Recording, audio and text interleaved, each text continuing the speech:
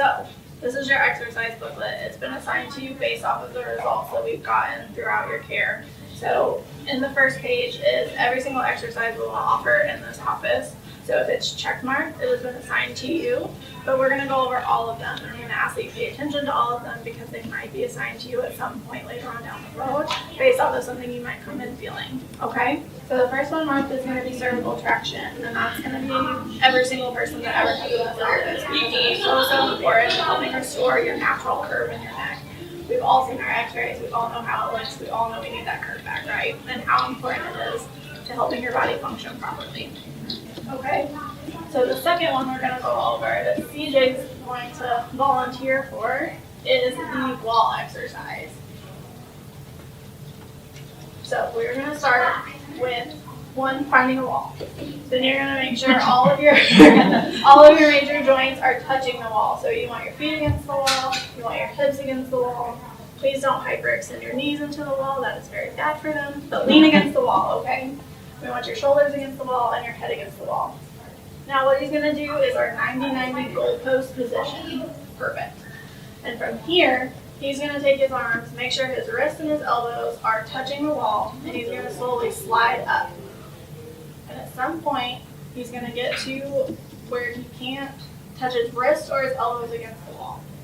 And from that point, you're going to slide down just a little bit and press against the wall. And hold that for about 20 seconds. And you're going to feel that stretch in your back muscles, okay? Yep, right there. And that's going to help the rolled shoulder posture and help pull it back, okay? And so that's what that stretch is for.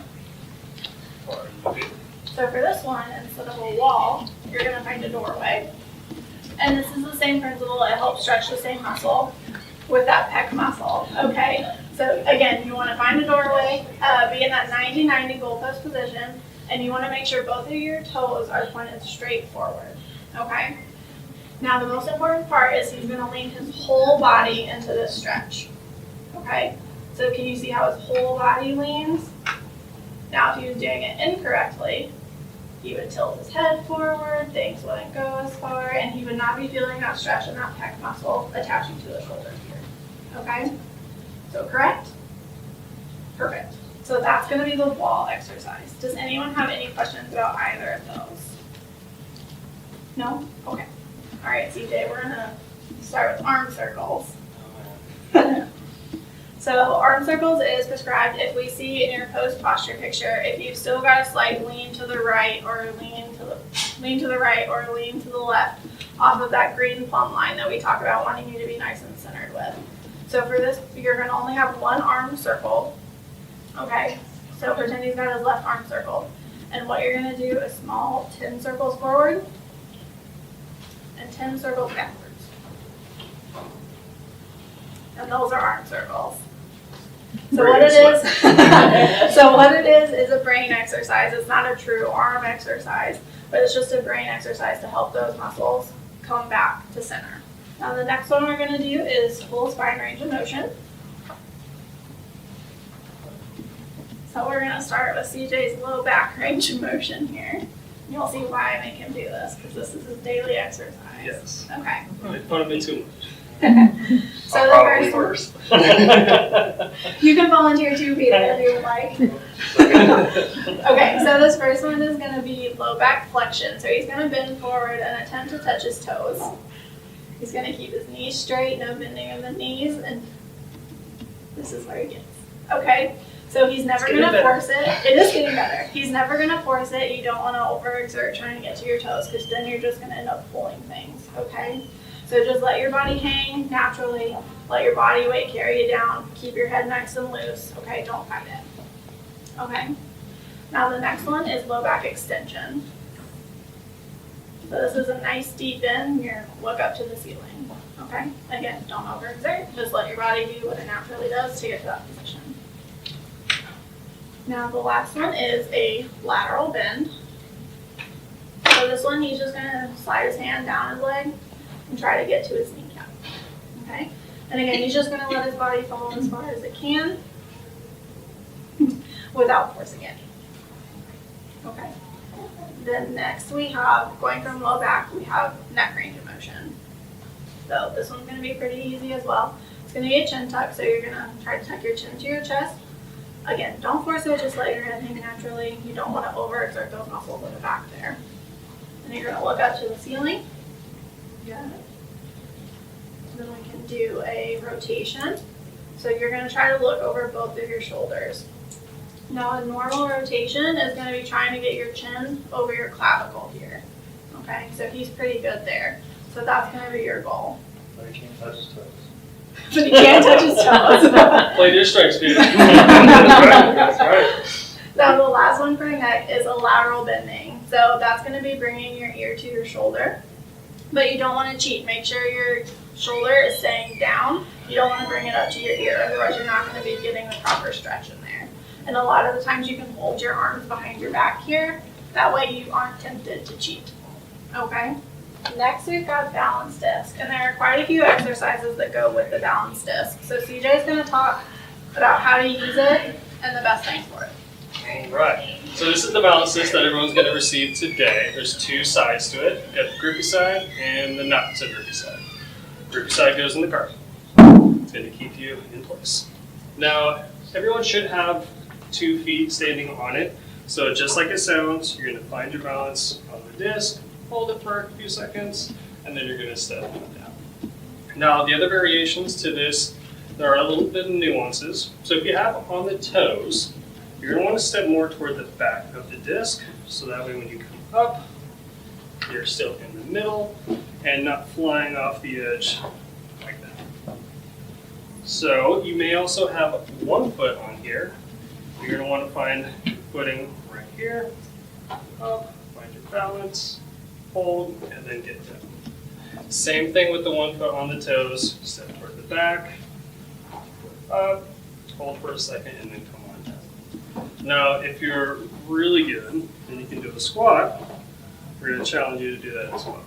We'll try not to fall on this one. So we go all the way down, and then all the way back up.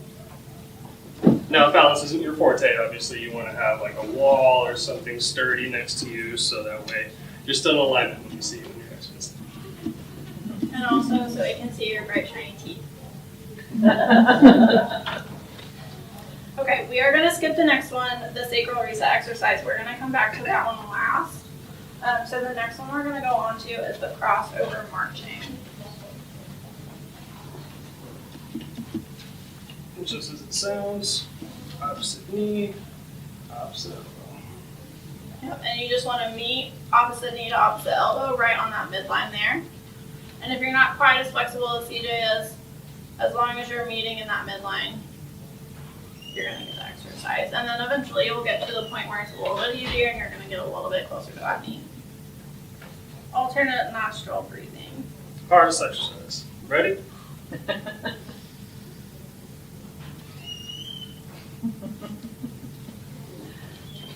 And then switch.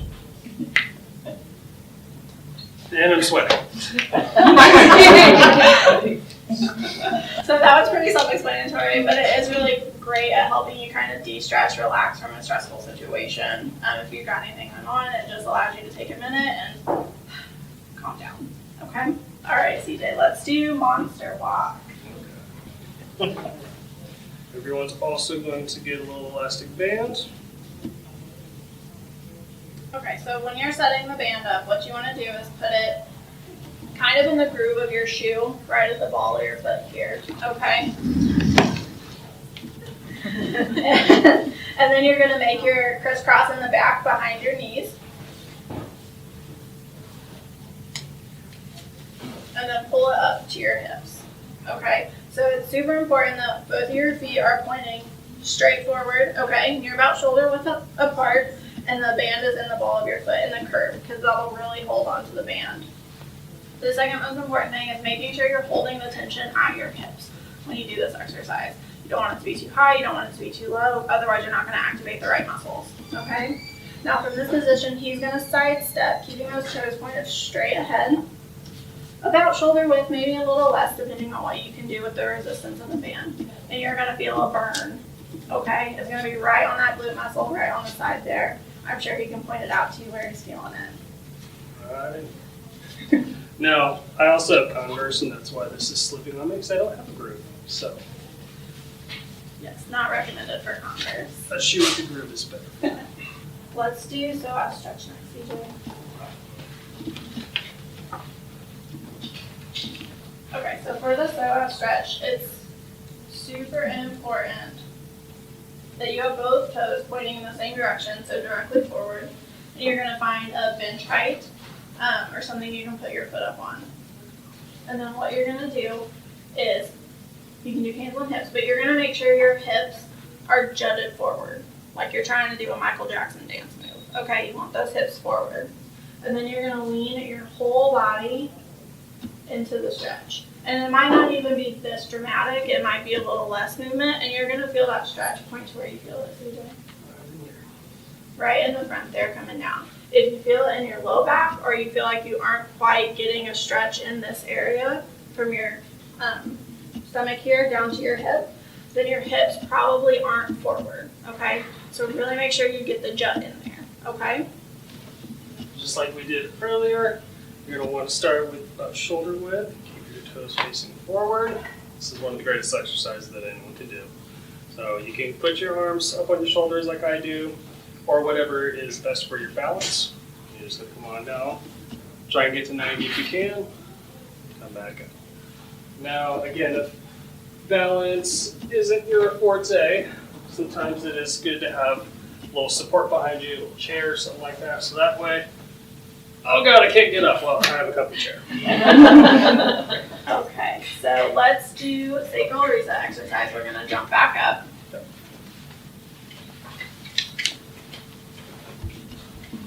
So for this one, you're going to want a flat surface. More than likely the floor of your bed's probably going to be a little bit too squishy to do this. So you're just going to lay flat on the floor on your back. You're going to make sure your toes are pointed towards the ceiling and you don't have a bend in your knee. And what you're going to do is take the slowest motion possible. So slow. And you're going to raise your hip to your ear as you're laying down. So as you can see, he's doing it a little bit fast so you can tell the difference. But can you see how his hips are coming towards his ear and he's moving his feet down at the bottom? This is the sacral reset exercise, and it's great for any low back pain, pelvis pain, anything like that. And you want to do this for either 90 seconds or until you feel the pain stop. And again, the slower the movement, the better. Okay, that covers our booklet. So any questions over the exercises? Anything you need to see again? Questions on? Pretty simple exercises, right? That's why you all will have no excuse not to do these every single day for 20 minutes. Right? Right? Okay. Right, Dr. Carey, yes. I do my exercises. No one's answering, so. We are going to talk a little bit about what makes a healthy spine, what we're doing when we're looking for you here, and how to help you get the most out of your care. Okay? So when we talk about your spinal health and what's important to you, we have an equation that we look at. And that's spinal trauma plus spinal neglect equals poor spinal health. Now, spinal trauma can be anything you think of whenever you think of trauma. Car accidents, sports accidents, falling down the stairs, things like that. But it can also be any prolonged stressors on your spine, which is how you spend being at work 8 hours a day, okay? And that can cause spinal trauma because you're putting your body in stress, not a proper position, okay? So that's spinal trauma. And spinal neglect is something we have all done, okay? You've got an injury, like, yeah, it's fine. I don't need to worry about this today. It'll feel better on its own. And eventually it does. But underneath the surface, we don't really know what's been going on, right? So that's spinal neglect. And that can lead to poor spinal health. So we have a patient, she came in, she started off with some headaches and neck pain. She had mid-back pain on the right side there. She had low back pain. She had hip pain, leg swelling, knee pain, ankle pain. She had all the pains, okay? She was dealing with all of these pains every single day of her life. And it got to the point where she physically couldn't handle it anymore. She was like, no, like I can't do this anymore. So she came in, we took her health history, and we figured out all of these symptoms started with neck pain and migraines, that it started after a car accident over 11 years ago. She never got looked at. She was like, these headaches will go away, this neck pain will go away, I don't have to worry about it anymore. But all of those issues led to everything else that was going on. And that's what we call the domino effect, when all of your symptoms start to crash into one another and cause those effects, okay? Fortunately for her, she came in, she found us. Okay, within 6 months, those symptoms were gone. Within a year, Atlas stabilized, no pain, okay? Which is really great. But it's easy to do, and we want to prevent that, okay? So when we talk about having good spinal health, we talk about chiropractic care of the spine, plus some middle tender loving care will lead you to that good spinal health. Now, the most important part of the chiropractic care is obviously us as the docs giving that to you. Please don't pop yourself. We don't like that.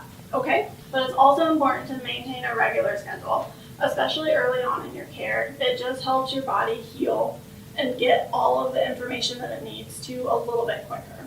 Okay? Now, the tender loving care is up to you guys, and that's going to be by doing those exercises every single day, right? Okay. And doing the traction pillow. Most of you have probably had your trainings by now. It might be new to some of you still, but we'll get you going on that, and that will be 15 minutes every single day. So all in all, you're going to spend about 35 minutes doing exercises, doing traction training. Once you get into a good rhythm, it won't be a big part of your day, okay? Once you get to that good spinal health, you're going to notice decreased pain levels, increased energy, increased resistance to allergens, increased resistance to pain, and just an overall increased quality of life. So what makes a healthy spine healthy? We talk about spinal curves all the time here, right? Okay? We want everyone to have a good spinal curve. Really, there are 3 in your spine. You've got 2, or 1 in your neck, 1 in your low back, 1 in your mid back, okay? Those curves make your spine 16 times stronger and help you carry yourself. You are allowed to do your daily activities, and it should protect you from any pain. Now, what makes up your spine is this little guy. He's a vertebrae, and this little hole here is where your spinal cord and all of your nerves sit and comes out right here. So it travels down and comes out. So if you've got a little bit of a misalignment there, or a little bit of rotation, something not sitting quite right, we have what's called a subluxation, or a misalignment of the bone. And all of these nerves going to all of your organs and glands that keep your body running don't get the proper information they need, okay? They either can't send it back to the brain, or the brain doesn't know what's going on in that area. It just knows something's wrong. And that's why you feel pain. That's why it might be a little sore when we adjust you, because those nerves are like, whoa, help me. So we want your spine to be healthy. We want it to have the proper curves, and that's what we do for our adjustments. So there are 4 principles we're going to look at. The first one is that health is your birthright. You're designed to be healthy. Your body wants to be healthy. It doesn't want to be in pain. And that's why you feel pain, so you know that something's wrong. Your cells, tissues, and organs make up your organ systems that run your body, your heart beating, your digestive system, your brain functioning, things like that. And that's all ran by your brain and your nervous system. But your brain and your nervous system get that information from the nerves that go to every single part of your body. Okay? So if there is a subluxation and they aren't getting that information, again, your brain doesn't know, okay? And it can't tell what's happening. So with the adjustments that we do, we're removing that nerve interference. So this little guy, instead of being red, will turn back to blue. It'll send all the proper information back to your brain. That also helps with your immune system. It knows when things shouldn't be there, whereas if it wasn't getting information, it might not know. Common cold, things like that, you get the sniffles. Your body's trying to fight it off, but it doesn't quite know what should be there, what shouldn't be there. But your body naturally and regularly tries to restore that balance.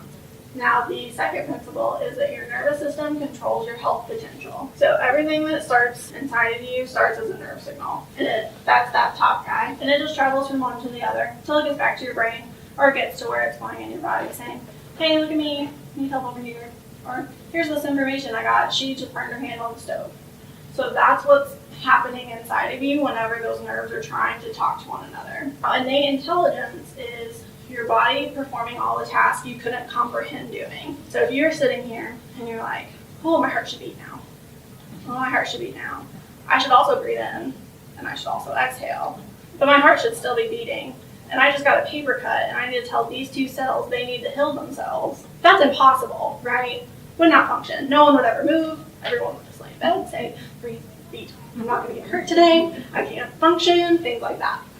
And that's your innate intelligence taking the information from those nerves and saying, hey, this is what we're doing today, this is how we're functioning, this is why we work, okay? So if it's not getting that information, it can't do its job.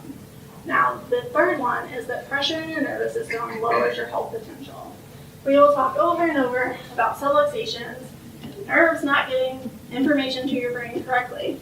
But an example of it, to put it into perspective, is we had a patient come in who had been to doc after doc, put on antibiotic after antibiotic, was not getting any better, and she kept getting diagnosed with bladder infections, just over and over and over and over and over. Antibiotics weren't helping, she wasn't feeling good, she was just putting all that in her body. She finally got to the point where she went to a new doctor, and they said, oh, actually, it's because your bladder isn't emptying all the way. So she was put on a catheter, which no one wants to be on, right? Terrible. She was like, I don't accept this answer. I cannot live with this. I do not want to have a catheter. She came into the office. We did our exam on her. We found out she had a subluxation right here at L3, and that nerve leads to your bladder, okay? Took a couple of adjustments. We got that L3 set. We got the pressure off the nerve. No catheter. No more antibiotics. Her body started functioning better. It started healing itself. She was able to feel better. And that's what's so great about chiropractic care, is we didn't put any more drugs in her system. We didn't do anything but adjust her and help her body function how her body wanted to function. It just couldn't. Which brings us to the final principle, which is that removing nerve interference allows your body to heal. So we adjusted her L3, the nerve started talking to the organ again. Her bladder was able to empty on its own. Did not need catheter, didn't actually have a bladder infection, did not need antibiotics, which is just so great. And another example we have is a patient that I had who we had talked about elbow surgery for her. She had gotten to the point where she couldn't drive her car without just like screaming pain coming down her arm. She couldn't play with her kids anymore because she couldn't pick them up and hold them. She couldn't do any, not that she wanted to, but she couldn't do any chores around the house. She couldn't rake the yard, things like that. And she came in.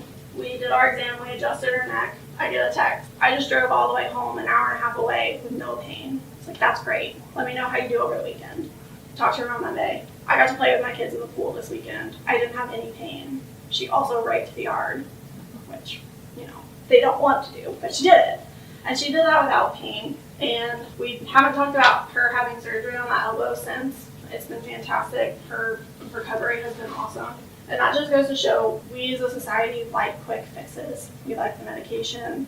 We like the surgeries. There is a time and a place for them, but it's not always necessary. And that's what we as chiropractors want to get out into the world, and what we would love for you guys to share with all of your friends and family, so they know surgery doesn't have to be the number one option. Medications don't have to be the number one option. There's always room for a second opinion, or even third, or fourth. I'll take a fifth opinion. It's fine. I'll do an exam on someone who doesn't believe.